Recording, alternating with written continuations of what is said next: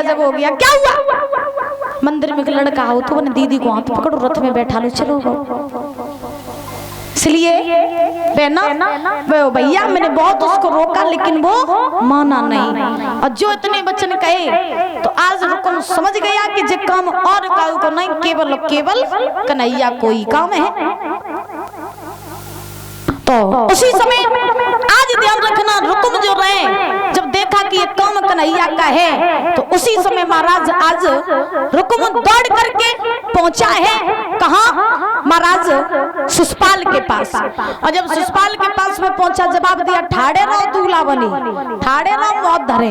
रुकमणी तो चली गई। बोले कहाँ?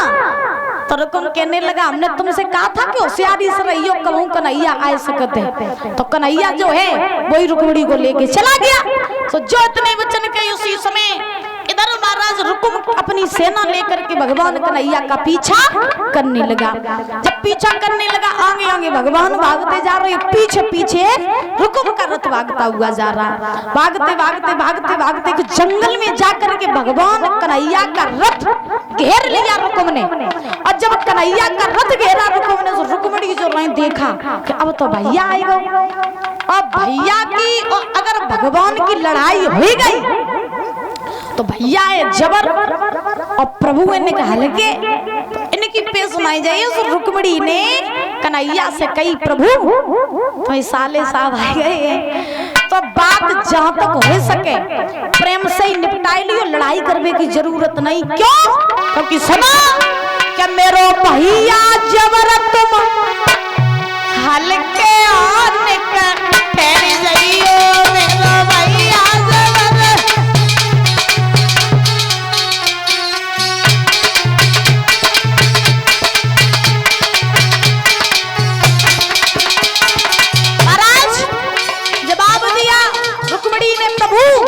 भैया जबर है तुम हल्के हो। अगर भैया से भिड़ गए तुम्हारी हड्डी को सुरम समझ गए होशियारी से। मेरो भैया जबर तुम हल्के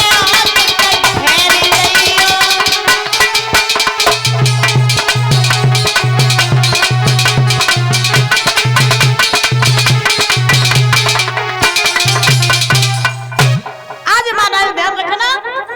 हुआ ऐसा कि रुकमणी ने जब भगवान को समझाया उसी समय आज रुकुम जो था भगवान कन्हैया से ललकार करके कहा कन्हैया ये तो मैं जानता था कि तूने बन बन में गाय चुराई, तू लूट लूट के माखन खाओ, तूने गोपियन के चीर चुराए, लेकिन मैं ये नहीं जानता था कि आज तू मेरी बहन को भी ले जा रहा है।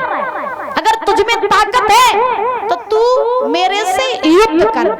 तो जो महाराज इतने वचन कहे कि युद्ध कर तो उसी समय कहां जगत का पालनहार है जिसके पास में अपार शक्तियां और कहां रुकुम जैसा महाराज इंसान। तो ध्यान रखना भगवान कन्हैया को जब रुकुम ने ललकारा तो भगवान बोले ठीक है जब तू युद्ध ही करना चाहता है तो कर ले युद्ध। तो भगवान कन्हैया में रुकुम में युद्ध होने लगा। दादा जब युद्ध हुआ तो रुकुम जो था वो भगवान कन्हैया से हार गया।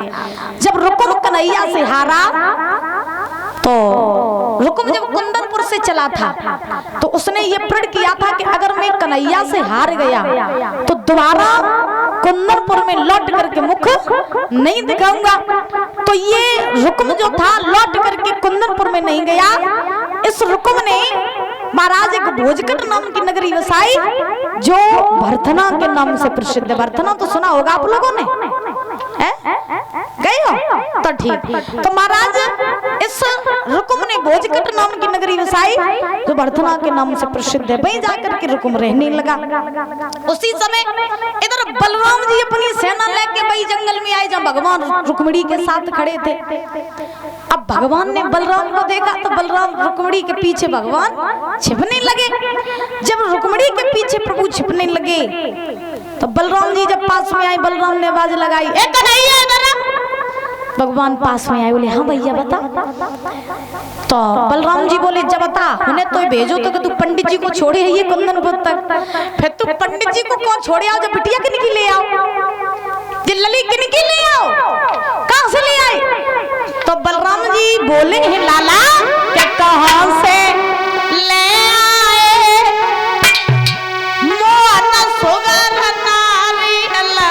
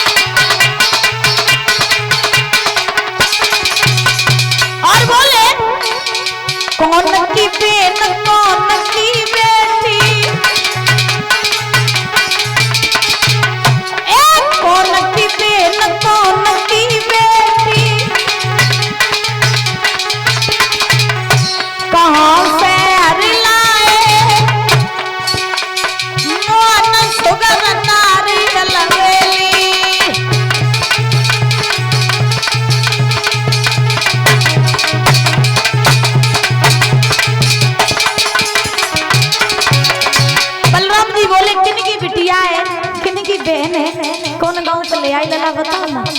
तो भगवान बोले जब तुम इतना ही पूछ रहे हो तो फिर सुन लियो कि मैं गांव से ले आई। भगवान बोले रुकमती पे नबी समझी लाड़ो